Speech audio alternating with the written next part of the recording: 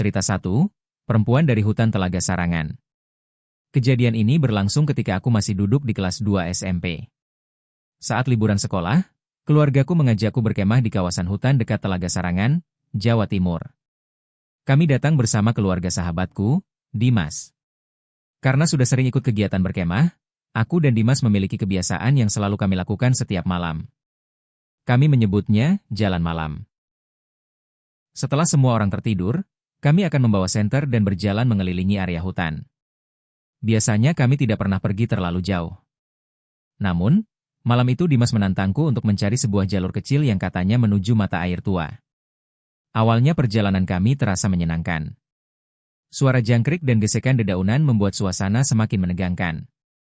Namun, setelah berjalan sekitar 20 menit, kami menyadari bahwa suara-suara hutan perlahan menghilang. Tidak ada lagi serangga. Tidak ada suara burung malam. Yang terdengar hanya langkah kaki kami dan sebuah suara lirih dari kejauhan. Pulang? Aku berhenti dan mengarahkan senter ke antara pepohonan. Mas, kamu dengar? Tanyaku. Dimas mengangguk. Suara itu kembali terdengar. Kali ini lebih jelas. Tolong antarkan aku pulang. Dari balik pohon pinus, muncul seorang perempuan muda. Ia tidak berjalan, melainkan merangkak dengan kedua tangannya. Gaun putihnya penuh lumpur dan ujung rambutnya menutupi hampir seluruh wajah. Ketika cahaya senter mengenai tubuhnya, perempuan itu mendongak. Kulitnya pucat kebiruan. Matanya terlihat seperti lubang hitam. Ia menunjuk ke arah belakang kami. Tendaku, aku tidak bisa menemukannya. Entah mengapa, meskipun sangat takut, kami mengikuti arah yang ia tunjukkan. Perempuan itu berjalan di belakang kami sambil terus berbisik. Kata-katanya tidak jelas, tetapi terdengar seperti seseorang yang sedang menghitung mundur.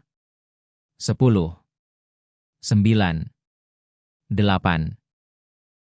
Beberapa menit kemudian, kami menemukan sebuah tenda berwarna hijau tua yang berdiri sendirian di antara pohon-pohon. Tenda itu terlihat sangat lama. Permukaannya ditumbuhi lumut dan sebagian kainnya sudah robek. Perempuan itu langsung masuk ke dalamnya. Kami tidak menunggu lebih lama. Kami berlari kembali menuju perkemahan tanpa pernah menoleh. Keesokan paginya, aku menceritakan kejadian tersebut kepada penjaga kawasan. Namun, wajahnya langsung berubah ketika mendengar tentang tenda hijau. Ia mengatakan bahwa tidak ada area berkemah di jalur yang kami datangi. Lebih mengerikan lagi, sekitar 12 tahun sebelumnya, seorang pendaki perempuan menghilang di hutan itu. Tim pencarian hanya menemukan tendanya. Tubuh perempuan tersebut tidak pernah ditemukan. Malam berikutnya, aku dan Dimas tidak berani keluar dari tenda. Sekitar pukul 2 pagi, terdengar langkah seseorang berjalan mengelilingi perkemahan. Langkah itu berhenti tepat di depan tenda kami. Kemudian terdengar suara kuku menggaruk permukaan kain. Sreet, sreet, sreet. Aku menutup mulut agar tidak berteriak. Dari luar terdengar bisikan perempuan. Tenda ini bukan rumahku. Suara itu berhenti beberapa detik. Lalu seseorang menekan wajahnya dari luar hingga bentuk hidung dan mulutnya terlihat pada kain tenda. Aku mau pulang bersama kalian. Pagi harinya, kami langsung meninggalkan tempat itu. Sejak kejadian tersebut, aku tidak pernah lagi berkemah di dalam hutan. Namun, pada malam-malam tertentu, terutama ketika udara terasa sangat dingin, aku masih mendengar suara perempuan menghitung dari luar jendela kamarku. 10, 9, 8. Dan hitungannya selalu berhenti tepat sebelum mencapai angka 1. Cerita 2, kamar terkunci milik teman kosku. Setelah diterima bekerja di sebuah perusahaan di Surabaya, aku menyewa rumah kecil bersama seorang pria bernama Raka. Aku mengenalnya melalui grup pencari kos di media sosial. Ia terlihat sopan, rapi, dan jarang membuat masalah. Karena biaya sewanya cukup murah, aku tidak terlalu banyak bertanya mengenai kehidupan pribadinya. Selama beberapa minggu pertama, semuanya berjalan normal. Kami bergantian membersihkan rumah, memasak, dan sesekali menonton pertandingan sepak bola bersama. Namun, kebiasaan Raka mulai berubah setelah memasuki bulan kedua. Ia sering pulang setelah tengah malam dengan pakaian kotor. Kadang-kadang sepatunya dipenuhi tanah basah meskipun saat itu tidak turun hujan. Setiap kali kutanya, Ia hanya menjawab bahwa pekerjaannya mengharuskannya pergi ke banyak tempat. Suatu malam, aku terbangun karena mendengar Raka berbicara melalui telepon di dapur. "Jangan sampai polisi menemukan tempat yang terakhir," katanya pelan. Aku menahan napas. Aku sudah membersihkan semuanya. Tinggal satu orang lagi. Ketika aku keluar dari kamar, Raka langsung mematikan telepon. Ia menatapku selama beberapa detik sebelum tersenyum. "Belum tidur?" Aku menggeleng dan kembali ke kamar. Sejak malam itu, aku mulai memperhatikannya.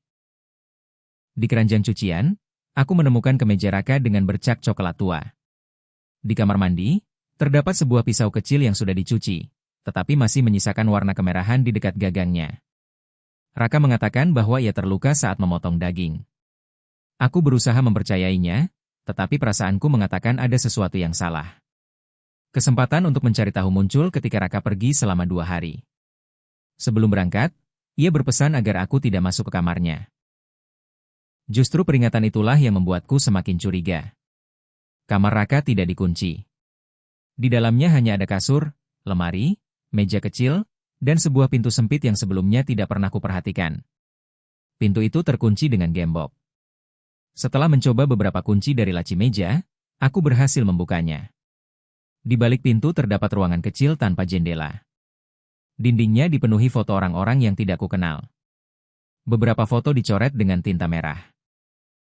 Di lantai terdapat kotak plastik berisi dompet, kartu identitas, jam tangan, dan telepon genggam. Aku juga menemukan potongan artikel mengenai sejumlah orang hilang di Surabaya, Sidoarjo, dan Gresik. Di setiap artikel, Raka menulis tanggal dan alamat dengan tangannya sendiri. Saat sedang memotret semua bukti itu, pintu kamar di belakangku tiba-tiba tertutup. Raka ternyata sudah pulang. Ia berdiri di ambang pintu sambil memegang pisau yang biasa kusimpan di dapur. "Kamu seharusnya mendengarkan pesanku," katanya. Aku mundur perlahan, lalu melemparkan kotak plastik ke arahnya. Saat ia kehilangan keseimbangan, aku berlari keluar dan meminta pertolongan dari warung di ujung gang. Polisi datang tidak lama kemudian. Raka mencoba melarikan diri melalui halaman belakang, tetapi berhasil ditangkap. Dari penyelidikan, polisi menemukan bahwa beberapa barang di kamar tersebut memang milik orang-orang yang dilaporkan hilang. Mereka juga menemukan sebuah gudang sewaan di luar kota. Aku tidak pernah diberitahu secara lengkap apa yang ditemukan di dalam gudang itu. Namun, seorang petugas mengatakan bahwa aku sangat beruntung berhasil keluar hidup-hidup. Beberapa minggu setelah Raka ditahan, aku menerima sebuah surat tanpa nama pengirim. Di dalamnya hanya ada foto diriku ketika sedang tidur. Di bagian belakang foto tertulis satu kalimat. "Aku belum sempat menyelesaikan urusan kita." Sampai sekarang aku tidak tahu apakah surat itu dikirim Raka sebelum ditangkap atau ada orang lain yang selama ini membantunya. Cerita 3, penumpang di Jalan Pantura. Malam itu aku mengemudi sendirian dari Semarang menuju Cirebon. Aku memilih berangkat malam karena ingin menghindari kemacetan. Namun, sekitar pukul 1 dini hari, indikator bensin mulai menyala.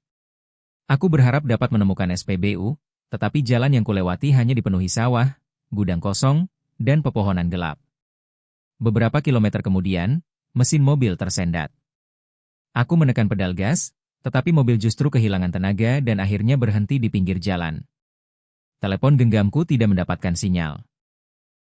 Aku mengunci semua pintu dan mencoba menyalakan mesin berkali-kali. Saat itulah cahaya lampu mobil menyoroti seorang laki-laki yang berdiri di tengah jalan. Tubuhnya kurus dan sangat tinggi. Pakaiannya basah, seolah baru keluar dari sungai. Ia berjalan perlahan mendekati mobilku. Ketika sampai di dekat jendela, ia mengetuk kaca sebanyak 3 kali. Tok. Tok. Tok. "Tolong buka," katanya. Aku tidak menjawab. Laki-laki itu menempelkan wajahnya pada kaca. Kulitnya penuh luka kecil dan kedua matanya terbuka terlalu lebar. Saya hanya ingin menumpang sampai depan. Aku menunjuk ke arah mesin mobil dan mengatakan bahwa kendaraanku sedang rusak. Namun, ia tersenyum. Saya tahu mobilnya tidak bisa berjalan. Tangannya mulai menarik gagang pintu. Karena saya yang menghentikannya. Jantungku terasa berhenti. Aku mencoba menelepon nomor darurat meskipun tidak ada sinyal. Laki-laki itu mengetuk kaca semakin keras, lalu membenturkan kepalanya ke jendela. Darah hitam mengalir dari dahinya, tetapi ia terus tersenyum. Tiba-tiba cahaya kendaraan muncul dari belakang. Sebuah mobil patroli mendekat dan berhenti beberapa meter dari mobilku. Aku melihat laki-laki itu mundur, kemudian berlari ke arah sawah. Dua petugas menghampiriku. Setelah mendengar ceritaku, salah seorang dari mereka memeriksa sekitar lokasi, sementara petugas lain membantuku menyalakan mobil. Anehnya, mesin langsung hidup tanpa masalah. Sebelum pergi, petugas yang memeriksa sawah kembali dengan wajah tegang. Ia bertanya apakah laki-laki yang kulihat mengenakan kemeja coklat dan memiliki luka di dahi. Aku mengangguk. Petugas itu kemudian menunjukkan foto lama dari telepon genggamnya. Laki-laki dalam foto tersebut adalah orang yang sama. Menurutnya, pria itu merupakan pelaku perampokan yang tewas tertabrak truk di lokasi tersebut 7 tahun sebelumnya. Sebelum meninggal, ia sering menghentikan pengendara yang bepergian sendirian. Polisi mengantarkanku hingga SPBU terdekat. Saat turun dari mobil, aku melihat bekas telapak tangan berwarna hitam pada jendela penumpang. Yang membuatku semakin takut, bekas tersebut berada di bagian dalam kaca. Sejak malam itu, setiap kali melewati jalan sepi, aku selalu memeriksa kursi belakang. Beberapa kali aku melihat bayangan seseorang duduk diam di sana. Dan tepat sebelum bayangan itu menghilang, aku selalu mendengar suara berbisik. Saya hanya ingin menumpang sampai depan. Cerita 4. Penghuni lama rumah kontrakan. Aku menemukan sebuah rumah kontrakan murah di daerah Kota Gede, Yogyakarta. Rumah itu memiliki 3 kamar, halaman kecil, dan perabotan lama yang masih cukup layak. Pemiliknya, Pak Hadi, terlihat sangat ingin rumah tersebut segera ditempati. Ia bahkan tidak meminta uang muka dalam jumlah besar. Saat kutanya mengapa harga sewanya jauh lebih murah dibandingkan rumah lain, ia hanya mengatakan bahwa bangunannya sudah tua. Aku tinggal bersama seorang perempuan bernama Ratih. Ia diperkenalkan Pak Hadi sebagai penyewa kamar belakang. Ratih sangat pendiam. Kami jarang berbicara karena ia hampir tidak pernah keluar kamar pada siang hari. Kadang-kadang aku hanya melihatnya berdiri di ujung lorong pada malam hari. Gangguan pertama terjadi seminggu setelah aku pindah. Barang-barangku mulai berpindah sendiri. Kunci motor yang kutaruh di meja makan ditemukan di dalam bak mandi. Sepatuku tersusun menghadap dinding. Piring-piring kotor tiba-tiba berada di depan kamar tidurku. Aku menduga Ratih sedang mengerjaiku. Namun, ketika kutanya, ia hanya menatapku tanpa menjawab. Suatu malam, aku terbangun karena mendengar orang berjalan di lorong. Langkahnya perlahan, tetapi berat. Duk! Duk! Duk! Langkah itu berhenti di depan pintu kamarku. Dari bawah celah pintu, aku melihat bayangan kaki seorang perempuan. Ratih, panggilku. Tidak ada jawaban. Bayangan itu tetap berdiri hampir 10 menit. Ketika ku beranikan diri membuka pintu, lorong sudah kosong. Keesokan malamnya, aku melihat Ratih berdiri di depan cermin ruang tengah. Ia mengenakan gaun panjang yang terlihat sangat kuno. Aku memanggil namanya, tetapi ia tidak menoleh. Dalam pantulan cermin, aku melihat wajahnya. Matanya tertutup jahitan hitam dan lehernya memiliki bekas memar seperti jeratan tali. Aku berteriak dan menyalakan lampu. Ratih sudah tidak ada. Pagi berikutnya, aku langsung mengemasi barang. Saat itulah Pak Hadi datang dengan alasan ingin memeriksa pipa bocor. Aku mengatakan bahwa Ratih sering menggangguku dan memintanya menegur perempuan itu. Pak Hadi tampak kebingungan. Ratih siapa? Aku menjelaskan ciri-ciri teman serumahku. Wajah Pak Hadi langsung pucat. Ia kemudian mengeluarkan sebuah foto keluarga lama. Dalam foto itu terdapat seorang perempuan yang sangat mirip dengan Ratih. Itu adik saya, katanya. Namanya Ratih. Ratih ditemukan meninggal di kamar belakang hampir 15 tahun lalu. Kematiannya dianggap bunuh diri, tetapi Pak Hadi tidak pernah percaya karena kedua tangan Ratih ditemukan dalam keadaan terikat. Rumah tersebut sudah beberapa kali disewakan. Hampir semua penyewa mengaku melihat perempuan yang sama. Aku pergi hari itu juga. Beberapa bulan kemudian, ketika membuka salah satu kardus dari rumah lama, aku menemukan gaun panjang milik Ratih terlipat di antara pakaianku. Pada bagian kerahnya terdapat tulisan dengan tinta hitam. Kamu sudah melihatku. Sekarang bantu mereka menemukan siapa yang membunuhku. Cerita 5, Malam Terakhir di Hutan Gunung Pancar. Untuk merayakan ulang tahun pernikahan, aku dan suamiku, Arif, memutuskan berkemah di kawasan Gunung Pancar, Bogor. Kami memilih area yang cukup jauh dari rombongan lain agar bisa menikmati suasana tenang. Ketika tiba, penjaga mengingatkan agar kami tidak memasang tenda melewati batas pohon yang diberi kain merah. Ia tidak menjelaskan alasannya. Karena lokasi di balik batas itu terlihat lebih datar, Arif menganggap larangan tersebut hanya untuk menghindari tanah longsor.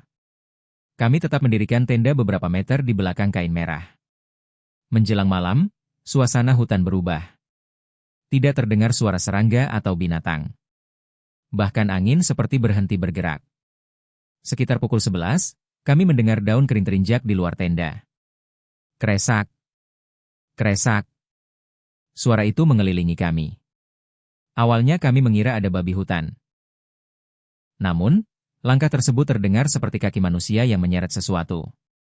Sesekali langkah itu berhenti tepat di samping kepalaku. Kemudian muncul suara orang berbisik. Sudah datang 2. Suara lain menjawab dari arah belakang tenda. Laki-laki dan perempuan. Arif mengambil pisau kecil dan menyorotkan senter melalui celah tenda. Tidak ada siapapun di luar. Begitu senter dimatikan, bisikan kembali terdengar. Jangan biarkan mereka melihat wajah kita. Kami tidak berani keluar sampai pagi. Ketika cahaya matahari mulai masuk, suara-suara itu mendadak berhenti. Saat membereskan tenda, aku menemukan lingkaran bekas telapak kaki mengelilingi tempat kami tidur. Jumlahnya puluhan, tetapi semua jejak kaki tersebut menghadap ke dalam, seolah banyak orang berdiri semalaman sambil mengawasi kami. Di antara pepohonan terlihat cahaya hijau yang berdenyut seperti napas. Arif hampir mendekatinya, tetapi aku menarik tangannya dan memaksanya pergi. Saat melewati pos penjaga, kami menceritakan kejadian tersebut. Penjaga itu terdiam lama sebelum mengatakan bahwa kain merah bukan penanda tanah berbahaya. Di balik batas tersebut pernah berdiri sebuah perkampungan kecil yang hilang akibat longsor puluhan tahun lalu. Beberapa korban tidak pernah ditemukan. Warga sekitar percaya bahwa pada malam tertentu, penghuni kampung akan mencari orang hidup untuk menggantikan mereka. Dalam perjalanan pulang, Arif terus menatap kaca spion. Aku bertanya apa yang ia lihat. Ia tidak menjawab sampai kami tiba di rumah. Malam harinya, ia akhirnya mengaku bahwa sejak meninggalkan hutan, ia melihat seorang anak kecil berwajah hijau duduk di antara barang-barang kami. Anak itu terus menunjuk ke arahku sambil berkata, "Yang perempuan sudah melihat cahaya. Yang perempuan harus kembali." Cerita 6, Ritual di Pemakaman Belanda. Saat kuliah di Bandung, aku memiliki 2 sahabat bernama Bagas dan Nisa. Suatu malam, setelah mendengar cerita tentang pemakaman Belanda yang terbengkalai di pinggir kota, kami memutuskan mendatanginya. Kami tiba sekitar pukul 3 pagi ketika kabut turun cukup tebal. Pagar pemakaman sudah berkarat dan sebagian temboknya roboh. Begitu masuk, suhu udara terasa jauh lebih dingin. Senter kami beberapa kali berkedip meskipun baterainya masih baru. Kami berjalan semakin dalam hingga Nisa tiba-tiba menarik lenganku. Di kejauhan terdapat 4 orang mengenakan kain putih panjang. Mereka berjalan mengelilingi sebuah makam besar dengan gerakan yang sama. Setiap kali satu putaran selesai, mereka berhenti dan menundukkan kepala. Dari arah mereka terdengar nyanyian pelan dalam bahasa yang tidak kami pahami. Bagas ingin merekamnya. Namun, saat kamera telepon diarahkan, layar hanya menampilkan gambar hitam. Dalam rekaman suara, justru terdengar seseorang berbisik sangat dekat dengan mikrofon. "Kalian datang bertiga." Kami saling menatap. Bisikan itu kembali terdengar. "Kami membutuhkan satu lagi." Salah satu sosok putih berhenti berjalan. Kepalanya berputar perlahan ke arah kami, sementara tubuhnya tetap menghadap makam. Meskipun wajahnya tertutup kain, aku bisa merasakan ia sedang menatapku. Kemudian keempat sosok itu mengangkat tangan secara bersamaan dan menunjuk ke arah Nisa. Nisa menjerit. Kami langsung berlari menuju pintu keluar. Di belakang kami terdengar nyanyian semakin keras dan langkah kaki mengejar dari antara makam. Ketika hampir sampai ke pagar, Nisa tiba-tiba terjatuh. Sesuatu memegang pergelangan kakinya dari balik tanah. Aku dan Bagas menarik tubuhnya sekuat tenaga hingga akhirnya tangan pucat itu melepaskan cengkeramannya. Kami berhasil masuk ke mobil dan pergi. Namun, sejak malam itu Nisa berubah. Ia sering terbangun pukul 3 pagi dan berdiri di depan rumah sambil menghadap ke arah pemakaman. Ia juga mulai menyanyikan lagu yang sama seperti yang kami dengar malam itu. Beberapa minggu kemudian, Nisa menghilang. Pintu rumahnya terkunci dari dalam, tetapi tidak ada jejak kemana ia pergi. Polisi tidak pernah menemukannya. Setahun setelah kepergiannya, aku dan Bagas membuka kembali video dari malam tersebut. Kali ini rekamannya dapat diputar. Di dalam video terlihat 5 sosok berpakaian putih berjalan mengelilingi makam. Sosok kelima adalah Nisa. Ia menatap kamera sambil tersenyum. Kemudian terdengar suaranya berbisik. Sekarang kami membutuhkan satu lagi. Cerita 7, mantra dari kamar sebelah. Aku pernah tinggal di sebuah apartemen tua di Malang bersama teman sekamar bernama Bima. Bima jarang berbicara dan hampir selalu menghabiskan waktu di kamarnya. Pada awalnya, aku menyukai sifatnya yang tenang. Namun, setelah beberapa minggu, aku mulai mendengar suara aneh setiap malam. Suara itu berasal dari kamar Bima. Ia seperti sedang membaca sesuatu dalam bahasa yang tidak kukenal. Kadang-kadang suaranya berubah menjadi berat, lalu disambut suara lain yang lebih pelan. Padahal Bima tinggal sendirian di dalam kamar. Suatu pagi, aku menemukan bekas lingkaran hitam di lantai lorong. Di sekitarnya terdapat potongan rambut, abu, dan beberapa gigi kecil. Ketika kutanya, Bima mengatakan bahwa benda-benda itu hanya bagian dari tugas kesenian. Aku tidak percaya, tetapi memilih tidak memperpanjang masalah. Pada malam Jumat Kliwon, aku terbangun karena mencium bau kemenyan yang sangat kuat. Pintu kamar Bima terbuka sedikit dan cahaya merah terlihat dari dalam. Aku mendekat dan mengintip. Bima duduk di tengah lingkaran lilin. Di pangkuannya terdapat buku tua berlapis kulit. Tubuhnya bergerak maju dan mundur sambil mengucapkan mantra. Di sudut kamar berdiri makhluk yang tingginya hampir menyentuh langit-langit. Tubuhnya sangat kurus dengan tangan panjang hingga menyentuh lantai. Wajahnya tertutup rambut, tetapi dua matanya bersinar merah dari balik kegelapan. Makhluk itu tidak melihat Bima. Ia melihatku. Aku mundur, tetapi lantai berderit. Bima berhenti membaca dan menoleh. Kedua matanya sudah berubah hitam sepenuhnya. "Kamu sudah melihat tamuku," katanya dengan suara yang bukan miliknya. Makhluk di sudut kamar mulai merangkak ke arah pintu. Aku berlari keluar apartemen tanpa membawa apapun. Keesokan harinya, aku kembali bersama petugas keamanan. Kamar Bima kosong. Tidak ada lilin, buku, atau barang pribadi. Menurut pengelola apartemen, kamar tersebut sebenarnya tidak disewakan kepada siapapun. Lebih aneh lagi, tidak pernah ada penghuni bernama Bima yang terdaftar di gedung itu. Ketika kulihat foto identitas penghuni lama, aku menemukan seorang pria yang sangat mirip dengannya. Pria tersebut meninggal di kamar itu 11 tahun sebelumnya setelah melakukan ritual yang tidak diketahui. Aku pindah pada hari yang sama. Namun, sampai sekarang, setiap malam Jumat Kliwon, aku selalu mencium bau kemenyan dari lemari kamarku. Kadang-kadang pintunya terbuka sendiri.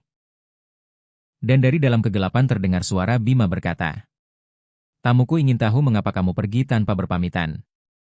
Cerita 8, Jalan Pintas Menuju Hutan Jati. Aku sedang mengemudi pulang bersama dua anakku setelah mengunjungi keluarga di Blora. Hari sudah larut dan jalanan sangat sepi. Kedua anakku tertidur di kursi belakang, sementara aku berusaha tetap fokus mengemudi. Di sebuah persimpangan, mobil sedan tua mendekat dari arah belakang dan berjalan sejajar denganku. Di dalamnya terdapat pasangan suami istri berusia sekitar 50 tahun. Pengemudinya memberi isyarat agar aku membuka jendela. Ia mengatakan bahwa terjadi kecelakaan besar beberapa kilometer di depan. Jalannya ditutup, katanya. Ibu ambil jalan kecil di sebelah kiri saja. Lebih cepat sampai kota. Perempuan di sebelahnya tersenyum tanpa berkedip. Aku mengucapkan terima kasih, tetapi tidak langsung berbelok. Ada sesuatu yang terasa aneh dari cara mereka berbicara. Mobil mereka kemudian berhenti di mulut jalan kecil.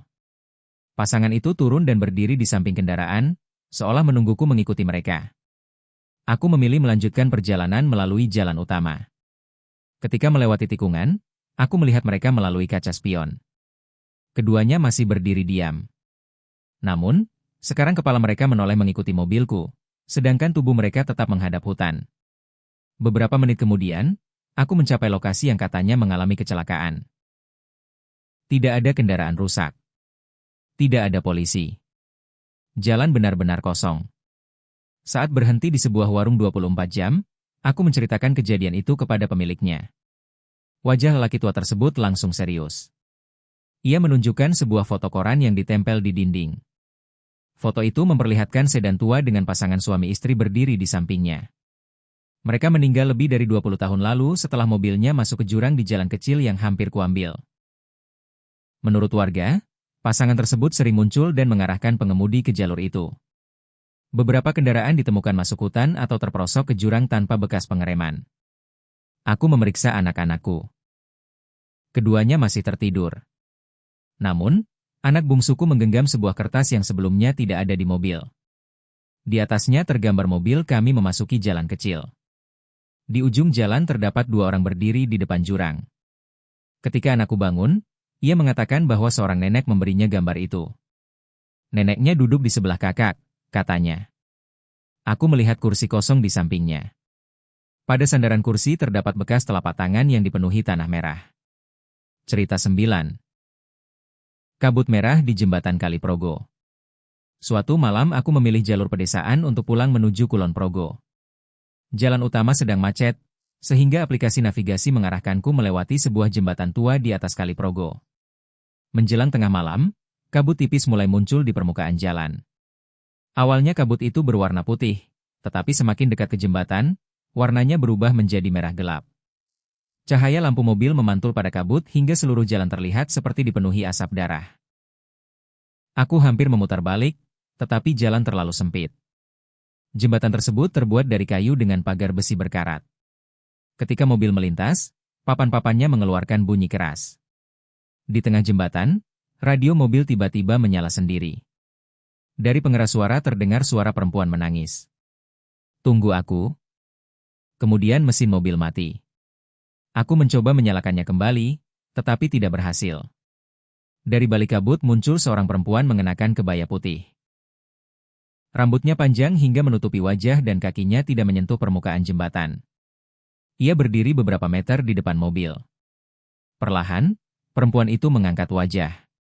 Di bagian tempat seharusnya terdapat mata, hanya ada 2 lubang kosong yang mengeluarkan darah. Ia menunjuk ke kursi penumpang. Pintu di sampingku terbuka sendiri. Perempuan itu menghilang dari depan mobil. Beberapa detik kemudian, kursi penumpang turun seperti baru diduduki seseorang. Bau bunga melati memenuhi kabin. Mesin mobil akhirnya menyala. Tanpa menoleh ke samping, aku menginjak gas dan meninggalkan jembatan. Ketika sampai di rumah, aku menceritakan kejadian itu kepada ayahku. Ia mengatakan bahwa dulu ada seorang perempuan bernama Laras yang menunggu calon suaminya di jembatan tersebut. Laki-laki itu berjanji datang untuk membawanya pergi, tetapi tidak pernah muncul. Tubuh Laras ditemukan tergantung di pagar jembatan pada keesokan harinya. Sejak saat itu, pengendara kadang-kadang melihatnya menunggu di tengah kabut merah. Ayahku bertanya apakah aku membuka pintu mobil saat berada di jembatan. Aku mengatakan bahwa pintu terbuka sendiri. Wajahnya langsung pucat. Kalau pintunya terbuka, katanya, berarti dia ikut pulang. Malam itu, aku menemukan jejak kaki basah dari garasi menuju kamar tidur. Jejak tersebut berhenti di sisi tempat tidurku. Sejak kejadian itu, setiap tengah malam aku merasakan kasur di sebelahku turun seperti sedang diduduki seseorang. Aku juga sering terbangun karena mendengar suara perempuan berbisik di dekat telinga. Aku sudah lama menunggu. Kadang-kadang, ketika melihat cermin, aku melihat Laras berdiri di belakangku. Setiap hari sosoknya terlihat semakin jelas. Dan pantulan tubuhku sendiri perlahan semakin memudar.